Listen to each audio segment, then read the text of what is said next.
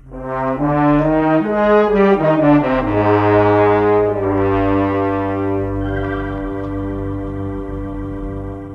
was several hours before the county police and Eddie Fillmore had gone.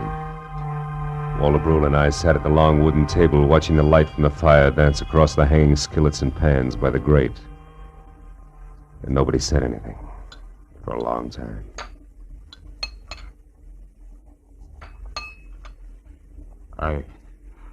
I suppose hot apple pie at 4 in the morning seems odd to a man from the city.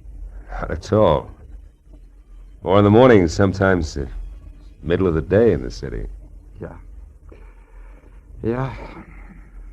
More coffee, Mr. Marlowe? Yeah, please. Thanks. You know, Dolly wasn't really a bad girl. It was just that sometimes she didn't think, and... A woman who loves like that doesn't think, Mr. Brule.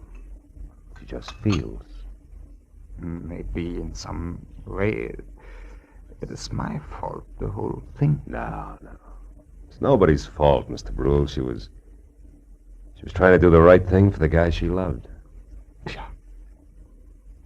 Yeah. Well, your bed is still ready if you care to stay. Oh, thanks. Sure, I'd like to.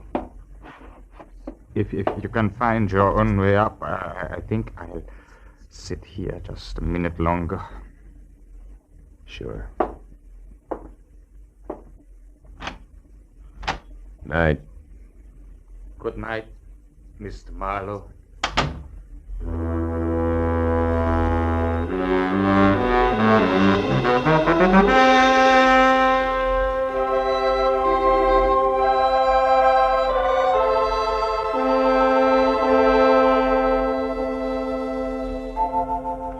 As I sat looking out over the starlit countryside, I thought of all the great love stories written about the good people who love, live, and suffer.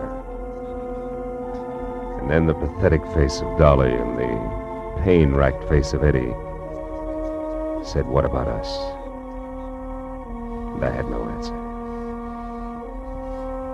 Yeah, chalk up another one, Marlowe. Another one of those things for which there is no answer.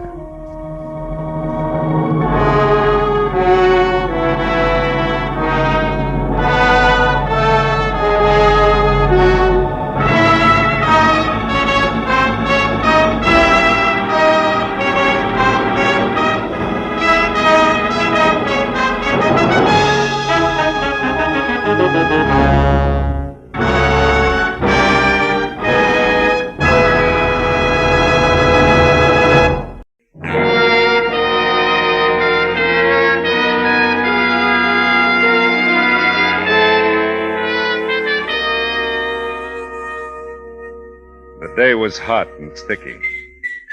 The city wore it like a wet shirt.